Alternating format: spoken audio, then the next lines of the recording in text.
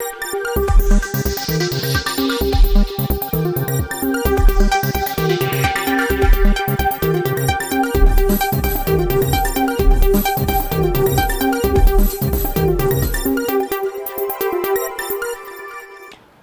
ഇളയോര വിശേഷങ്ങളിലേക്ക് സ്വാഗതം.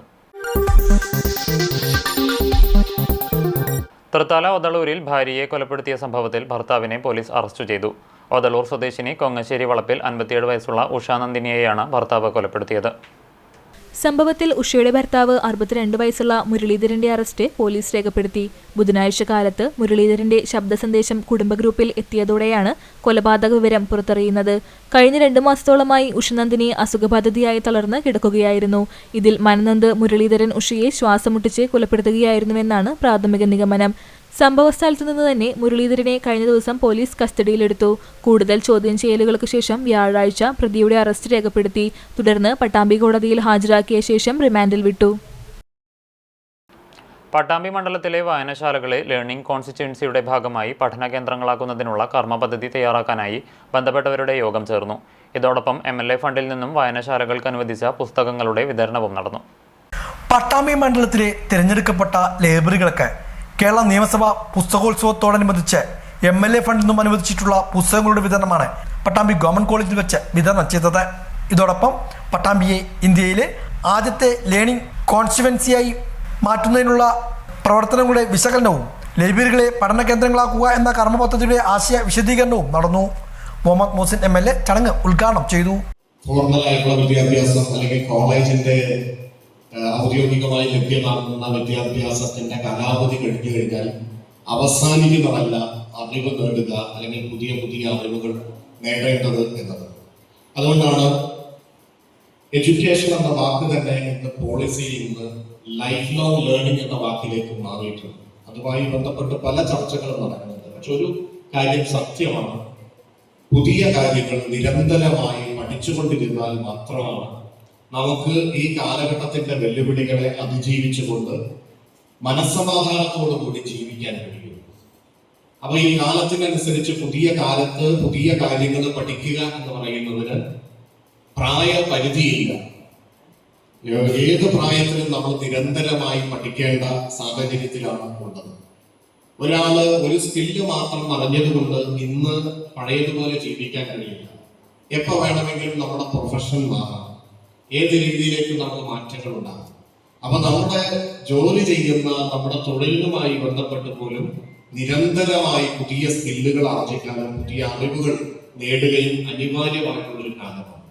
ഇതിന്റെ പുറമെ ജീവിതത്തിൽ ഇപ്പൊ നമുക്കറിയാം, കുറച്ച് പ്രായമുള്ള ആളുകൾ ഒരു കാലത്ത് ടച്ച് സ്ക്രീൻ മൊബൈൽ എങ്ങനെയാണ് ഉപയോഗിക്കുക എന്നറിയില്ല. ഇന്ന് 90 വയസ്സായ ഒരാൾക്ക് അത് പഠിക്കാൻ പറ്റും, അറിയാൻ പറ്റും, അത് ഉപയോഗിക്കുന്നുണ്ട്. യാതൊരു പ്രശ്നമില്ല.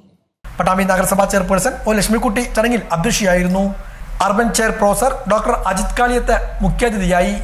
ഗ്രാമപഞ്ചായത്ത് പ്രസിഡന്റുമാരായ MK ബേബി ഗിരിജ, ആനന്ദവല്ലി, പി രമണി, രതി ഗോപാലകൃഷ്ണൻ, ജില്ലാ പഞ്ചായത്ത് അംഗം N Neeraj, Shraddha convener KP Ashiq, doctor CP Chitrabhanu, MP Mohanan, K Jeeva, M Muhammad Rafeeq തുടങ്ങിയവരും പങ്കെടുത്ത് സംസാരിച്ചു.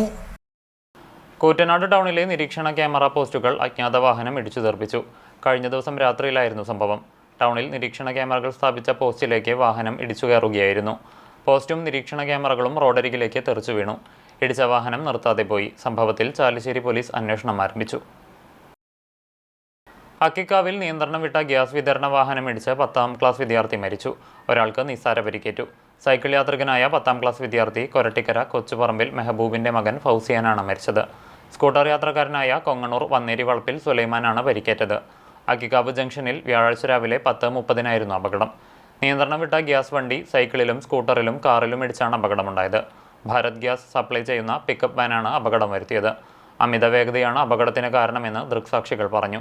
ട്യൂഷൻ കഴിഞ്ഞ് റോഡ് മുറിച്ചു കടക്കാൻ നിൽക്കുന്നതിനിടെയാണ് ഫൗസിയാനെ വാഹനം ഇടിച്ചു തെറിപ്പിച്ചത്. ശരീരത്തിലൂടെ വാഹനം കയറിയിറങ്ങി.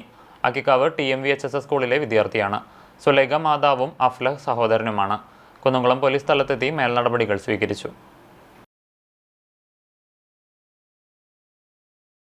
വ്യാപാരി വ്യവസായി ഏകോപന സമിതി പട്ടാമ്പി യൂണിറ്റ് ജനറൽ ബോഡി യോഗം ചേർന്നു. ജില്ലാ പ്രസിഡന്റ് ബാബു കോട്ടയിൽ ഉദ്ഘാടനം ചെയ്തു. കേരള വ്യാപാരി വ്യവസായി ഏകോപന സമിതി പട്ടാമ്പി യൂണിറ്റ് വാർഷിക ജനറൽ ബോഡി യോഗമാണ് വ്യാപാരി ഫൗണ്ടേഷൻ ഹാളിൽ വെച്ച് സംഘടിപ്പിച്ചത്. കേരള വ്യാപാരി വ്യവസായി ഏകോപന സമിതി സംസ്ഥാന വൈസ് പ്രസിഡന്റും ജില്ലാ പ്രസിഡന്റുമായ ബാബു കോട്ടയിൽ യോഗം ഉദ്ഘാടനം ചെയ്തു. നിറഞ്ഞു നിൽക്കുന്ന സംഘടന, അത് രാഷ്ട്രീയ പ്രസ്ഥാനങ്ങളായാലും സാമൂഹ്യ പ്രസ്ഥാനങ്ങളായാലും സജീവമായി നിൽക്കുന്ന സംഘടനകൾ ഏത് എന്ന് ഒരു കൈവിരലിൽ എണ്ണിയാൽ അതിനൊരു സ്ഥാനം ഇന്ന് കേരള വ്യാപാരി വ്യവസായി ഏകോപന സമിതിക്കുണ്ട്. ആ സംഘടന ഏറ്റെടുത്ത പ്രവർത്തനങ്ങളെയാണ് റിപ്പോർട്ടിൽ വളരെ കൃത്യമായി ഇവിടെ വിശദീകരിച്ചു. ആ പ്രവർത്തനങ്ങൾ ഈ സംഘടന ലക്ഷ്യം വയ്ക്കുന്ന വ്യാപാരം എന്ന തൊഴിലിനെ ആശ്രയിച്ച് ഒരു കുടുംബം മുന്നോട്ട് കൊണ്ടുപോകുന്ന ആളുകൾ എന്നുള്ള നിലയ്ക്ക് ആ വ്യാപാരത്തെ സംരക്ഷിക്കുന്ന, അതിന് വ്യാപാരത്തിന് പ്രതിസന്ധി സൃഷ്ടിക്കുന്ന, പ്രയാസങ്ങൾ സൃഷ്ടിക്കുന്ന ഘട്ടങ്ങളിലൊക്കെ ഈ സംഘടന ശബ്ദമുയർത്തി രംഗത്ത് വന്നിട്ടുണ്ട്. അത്തരം സമര പരിപാടികളുടെയും പോരാട്ടങ്ങളുടെയും വിവരണമാണ് റിപ്പോർട്ടിൽ നാം കണ്ടത്.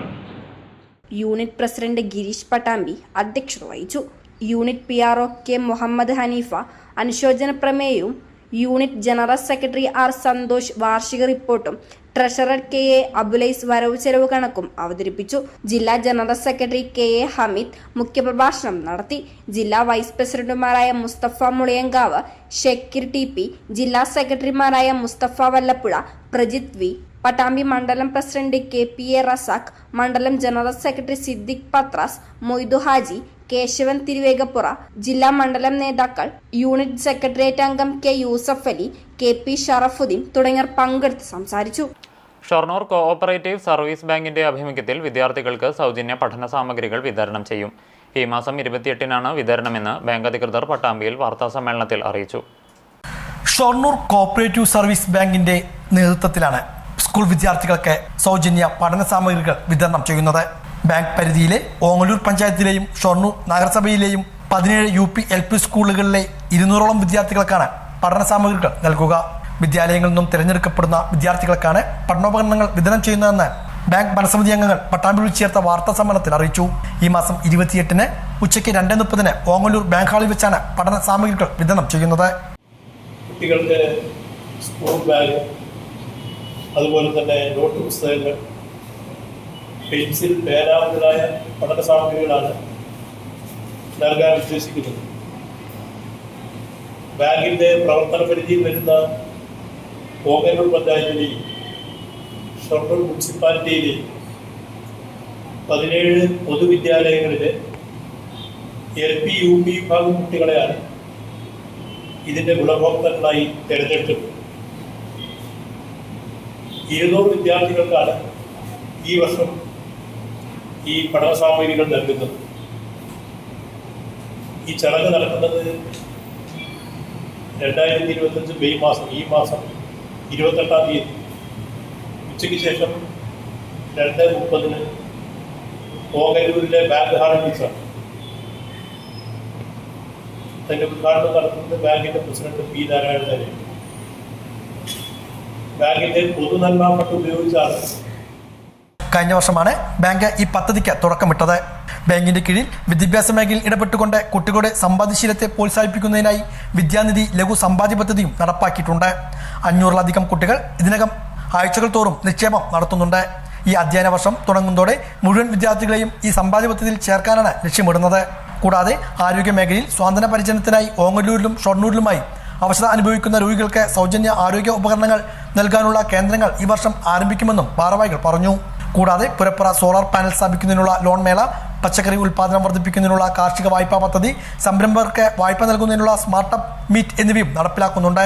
സംഘത്തിന്റെ കീഴിൽ ഷൊർണൂർ റെയിൽവേ സ്റ്റേഷന് സമീപത്തുള്ള ഈവനിംഗ് ആൻഡ് സൺഡേ ബ്രാഞ്ച് സ്ഥിതി ചെയ്യുന്ന വിശാലമായ സ്ഥലത്ത് കെട്ടുസമുച്ചയം നിർമ്മിച്ച് shopping complex, hotel, home stay തുടങ്ങിയ സൗകര്യങ്ങളും ഒരുക്കുന്നുണ്ട്. ടൂറിസം വികസന പദ്ധതി നടപ്പാക്കാനും ബാങ്ക് ലക്ഷ്യമിടുന്നുവെന്നും ഇവർ പറഞ്ഞു. Bank president P Narayanan, secretary C Madhu, director N Sajeendran, staff N Kahar എന്നിവർ ഇതേക്കുറിച്ച് വിശദീകരിച്ചു. കുട്ടികൾക്ക് സൗജന്യ പഠന സാമഗ്രികൾ കൊടുക്കുന്നതിന് പുറമെ ഈ വിദ്യാനിധിയിൽ ചേർന്ന ഈ സ്കൂളുകൾക്ക് തന്നെ സ്കൂളിൽ ആവശ്യമായ സൗകര്യവർദ്ധനവിനുള്ള ചില പഠനോപകരണങ്ങൾ നൽകാനും ഈ വർഷം തീരുമാനിച്ചിട്ടുണ്ട്.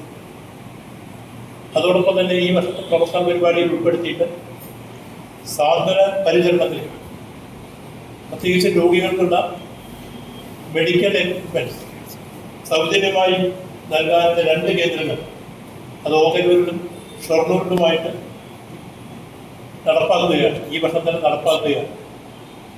അപ്പോൾ ആവശ്യമുള്ള രോഗികൾക്ക് ഇത്തരത്തിലുള്ള ഉപകരണങ്ങൾ സൗജന്യമായി നൽകാനുള്ള പദ്ധതിയാണ് നടപ്പാക്കുന്നത്.